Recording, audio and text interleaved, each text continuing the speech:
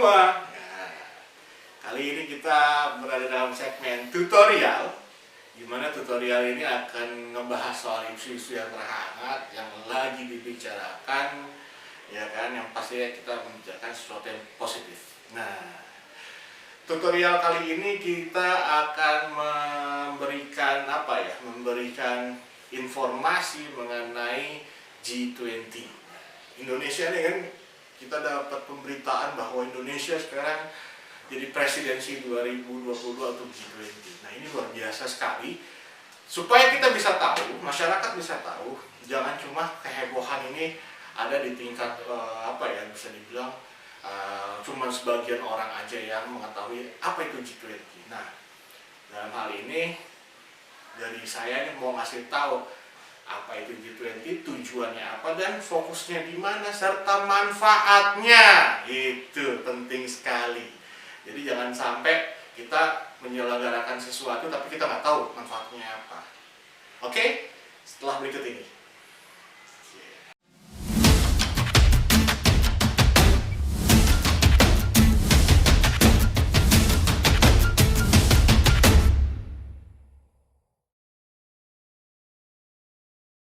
Balik lagi kita ke fokus kita hari ini ngebicarain soal G20. Nah, teman-teman di sini udah pernah tahu belum G20 itu apa? G20 itu adalah Group of 20. Nah, dulu sebelum di Indonesia itu ada di Italia. Nah, Italia memberikan kesepakatan hasil dari G20 di Italia itu memberikan kepercayaan kepada Indonesia sebagai presidensi G20 untuk di tahun 2022, di mana Group of 20 ya kan diadakan setahun penuh. Nah, kita dimulai dari tanggal 1 Desember 2021 sampai dengan November 2022. Nah, temanya itu sekarang adalah recover together, recover stronger. Nah, ini menarik ini. Temanya ini Indonesia mengajak seluruh dunia untuk bersama-sama mencapai pemulihan yang lebih kuat dan berkelanjutan. Ya kan, semakin terintegrasinya perekonomian global, keberhasilan penanganan pandemi dan pemulihan ekonomi di suatu negara tidak akan dapat bertahan lama apabila tidak diikuti keberhasilan yang sama di negara-negara lain. Nah, ini menarik. Ya kan? G20 itu merupakan kepanjangan dari Group of 20 yang terdiri dari forum kerjasama multilateral yang terdiri dari 19 negara dan satu kawasan ekonomi, Uni Eropa. Nah, ini ada beritanya gini. Dikutip dari laman Bank Indonesia, ya kan, G20 mempresentasikan lebih dari 80% populasi bumi, 75% perdagangan global, dan 80% PDB dunia. Anggota G20 sendiri terdiri dari Afrika Selatan, Amerika, Arab Saudi, Argentina, Australia, Brazil, India, Indonesia. Nah, Inggris, Italia, Jepang, Jerman, Kanada, Meksiko, Republik Korea, Rusia, Prancis, Tiongkok, Turki, dan Uni Eropa. Nah, fokus G20 umumnya mencakup perekonomian dunia dan isu-isu penting yang terkait dengan isu-isu tersebut, ya kan? Contohnya ya reformasi Bank Dunia dan IMF, perubahan iklim, energi global, dampak demografis hingga masalah populasi. Oke? Tujuan dibentuknya G20 ya kan, itu pada tahun 1999 atas inisiasi kelompok G7 atau G7, ya kan? Bukan Icon 7, G7. Forum multilateral ini dibentuk sebagai tanggapan atas beberapa krisis ekonomi dunia. Nah, para menteri keuangan dan gubernur bank sentral yang terlibat pada saat itu hanya fokus bagaimana mencari solusi untuk mengatasi krisis atau isu seputar kebijakan fiskal, ya kan, dan moneter global. Seiring perkembangan, tujuan G20 saat ini adalah mewujudkan pertumbuhan global yang kuat, berkelanjutan, seimbang, dan inklusif. Nah, sejak 2008 ini, G20 telah bersidang setidaknya sekali setahun dengan pertemuan puncak yang melibatkan kepala pemerintahan atau negara masing-masing dari anggota, Menteri Keuangan, juga Menteri Luar Negeri, dan pejabat tinggi lainnya. Sementara itu, Uni Eropa diwakili oleh Komisi Eropa dan Bank Sentral Eropa. Tidak hanya pejabat kenegaraan, ya kan? Forum ini juga diikuti oleh negara-negara lain, organisasi internasional, organisasi non-pemerintah diundang khusus untuk menghadiri KTT, ya kan? Adapun IMF dan Bank Dunia adalah lembaga yang diundang rutin gitu, dan permanen dalam perhelatan G20 pada 2010, ya kan? Kemudian pada 2010 dibentuk pula pembahasan di sektor pembangunan. Sejak saat itu G20 di atas jalur keuangan atau finance track dan jalur Sherpa atau Sherpa track. Sherpa diambil dari istilah untuk pemandu di Nepal, menggambarkan bagaimana para Sherpa G20 membuka jalan menuju KTT atau summit. Oke. Nah, kemudian manfaat G20 ya bagi Indonesia melalui forum G20 tersebut. Indonesia berkesempatan mendorong upaya kolektif dunia mewujudkan kebijakan yang dapat mempercepat pemulihan ekonomi global secara inklusif. Menteri Koordinator bidang perekonomian Erlangga Hartarto mengatakan bahwa G20 adalah momentum untuk menjaga kawasan Indo-Pasifik yang netral, sebab pertumbuhan ekonominya yang relatif tinggi, dan ini adalah era untuk Asia. Setelah G20, Indonesia juga akan memimpin ASEAN, sehingga G20 sangat tepat waktu karena saat ini ASEAN merupakan wilayah wilayah yang cukup tenang dengan pertumbuhan tinggi untuk Indonesia. Semoga Indonesia bisa membawa basis filosofi yaitu konsultasi dan konsensus, konkretnya adalah musyawarah mufakat dalam forum G20 tersebut. Nah, itu kata Menko Erlangga. Kemudian topik utama di G20 2022 itu ada 3 topik utama ya. Pertama, arsitektur kesehatan global atau mengenai kesehatan global. Area ini terkait dengan penggalangan dana global, ketahanan dan standar kesehatan global yang harmonis. Kedua, transformasi ekonomi dan digital yang akan mencakup desain ulang tata kelola ekonomi global dengan teknologi digital. Nah, yang ketiga adalah transisi energi, di mana G20 akan mendorong terbentuknya sistem energi global yang lebih bersih dan transisi yang adil.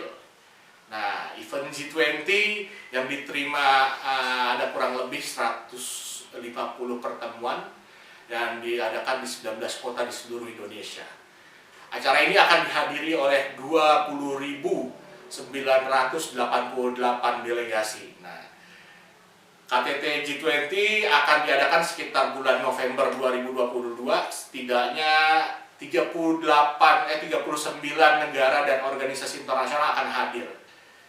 Itu yang saya dapat informasinya. Kemudian fokus pembahasan G20, ya kan, ada 2 jalur di dalam G20, yaitu finance track, ya kan, kemudian juga Sherpa track. Di dalam Sherpa track, delegasi atau working group dan engagement group yang terdiri dari B20, L20, U20, S20, Y20, and lain-lain, ya kan, akan membahas isu-isu penting mengenai anti korupsi, agrikultur, ekonomi digital, ketenagakerjaan, kesehatan, kemudian lingkungan hidup, dan juga energi berkelanjutan. Dan juga tentang perdagangan, investasi, hingga pembangunan. Sementara itu, di jalur finansial, pembahasan akan terfokus pada masalah perekonomian, baik pajak, kebijakan moneter, fiskal, dan lainnya. Setidaknya ada 6 agenda prioritas ya di jalur keuangan atau finance track. Kemudian terkait dengan exit strategi yang untuk menopang pemulihan dalam ruang lingkup ini, G20 akan membahas upaya melindungi negara-negara yang masih menuju pemulihan ekonomi, terutama negara berkembang, dari efek limpahan exit policy yang diterapkan oleh negara lebih dulu pemulihan ekonominya, umumnya sih negara maju katanya. Yang kedua ya kan, mengatasi scaring effect guna mengamankan pertumbuhan di masa depan. G20 akan mencari cara untuk mengatasi dampak berkepanjangan krisis ya, dengan meningkatkan produktivitas dan pertumbuhan jangka panjang, memperhatikan ketenagakerjaan, rumah tangga, sektor korporasi, juga sektor keuangan. Ya, yang ketiga, perihal pembayaran di era digital. Agenda ini mencakup standar pembayaran lintas batas negara atau CBP, serta prinsip-prinsip pengembangan CBDC ya kan, atau General Principle for Developing CBDC. Yang keempat, masalah keuangan berkelanjutan atau Sustainable Finance. G20 akan membahas risiko iklim dan risiko transisi menuju ekonomi rendah karbon, dan juga Sustainable Finance dari sudut pandang makroekonomi dan stabilitas keuangan. Nah, kelima, agenda inklusi keuangan yang menitik beratkan pada inklusi keuangan digital dan keuangan UKM. Pembahasan akan mencakup pemanfaatan open banking untuk mendorong produktivitas dan mendukung ekonomi dan keuangan inklusi ya, untuk apa ya, untuk underserved community atau wanita, pemuda, UMKM ya kan. Kemudian yang terakhir, pembahasan perpajakan internasional, umumnya terkait dengan implementasi framework bersama OECD atau G20 mengenai strategi perencanaan pajak yang disebut base erosion atau profit shifting. Dalam hal ini Wakil Menteri kita nih, Wakil Menteri Keuangan Suhasil Nazara telah mengungkapkan sejumlah aspek pembahasan yang akan memiliki perdebatan yang kuat di forum G20, khususnya tahun ini proses pencapaian kesepakatan antar negara-negara G20 terkait dengan persoalan kesehatan global hingga perpajakan internasional akan berlangsung secara intens. Soal kesehatan dan ekonomi, sustainability dan perpajakan di tingkat internasional itu adalah item yang sangat intens dibahas di G20, ya kan? Ini perdebatannya katanya bakalan intens katanya. Itu sih yang info yang telah kita dapatin untuk apa ya, untuk dibagikan ke semua teman-teman. Jadi saya sih berharap kita di sini tahu bahwa perhelatan ini perhelatan yang penting gitu, bukan cuma dari sisi kita sebagai penonton, tapi bagian dari negara dan rakyat Indonesia, bahwa G20 ini bakalan menjadi satu bentuk perhelatan yang mendorong lah. Tadi saya lihat itu mendorong soal UMKM. Ini kan UMKM juga sama pemerintah lagi digalakan ya, untuk mensupport UMKM. Nah, maka dari itu kita harus juga menyambut G20 ini dengan sangat sangat antusias, bahwa ini akan menjadi satu perhelatan internasional yang akan membawa Indonesia menjadi lebih baik lagi. Mudah-mudahan dampak ini bisa benar-benar membuat perubahan lebih baik dalam tingkat teman-teman di bawah. Dalam arti kata untuk UMKM apalagi ya kan, untuk perempuan, tadi ada pembahasan tentang wanita juga, keuangan di Indonesia juga. Semoga semuanya menjadi lebih baik. Itu aja sih. Nanti kita akan ngebahas lagi tentang tentang isu-isu yang hangat di Indonesia ya kan. Dan yang pasti akan kita bahas, ada manfaatnya nggak sih buat Indonesia. Itu aja ya nggak. Nanti kita ketemu lagi di tutorial di kapan tahu. Terima kasih.